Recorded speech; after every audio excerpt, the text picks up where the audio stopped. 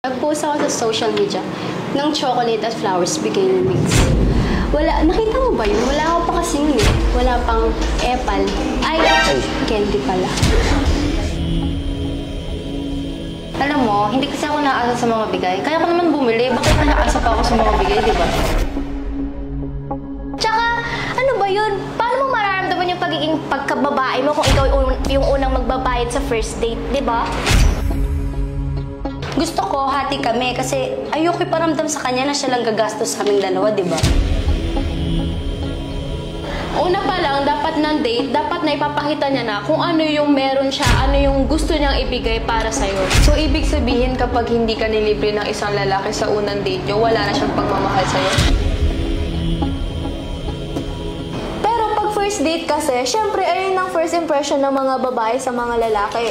So, kung meron naman tayong pambayad, ba't hindi tayo makihati? Kasi, syempre, dapat hindi tayo nagdedepende sa mga lalaki.